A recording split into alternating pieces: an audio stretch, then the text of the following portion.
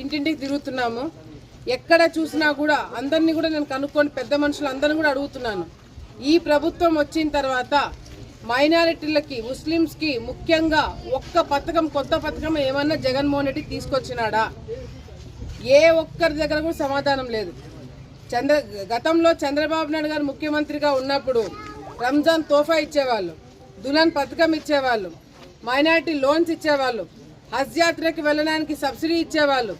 అంతేకాకుండా ముఖ్యంగా మసీదులు కానీ లేకపోతే మసీదులకు సంబంధించిన కాంపౌండ్ వాళ్ళు కట్టడానికి ఫండ్స్ వచ్చేవి, నిధులు వచ్చేవి. మరి ఈ ప్రభుత్వం వచ్చిన తర్వాత కొత్తగా ఏమన్నా మీరు మసీదు కట్టగలిగినారా? కాంపౌండ్ వాళ్ళకి డబ్బులు తీసుకురాగలిగినారా? ఎక్కడైనా కొత్త షాదీఖానాలు రావడం చూసినారా? ఎక్కడ కూడా లేదు. అంటే కేవలము ముస్లిమ్స్ని, మైనారిటీ సోదరులు అందరినీ కూడా ఓట్ల కోసం వాడుకోవడమే తప్ప వాళ్ళకి ఈ ప్రభుత్వం వచ్చిన తర్వాత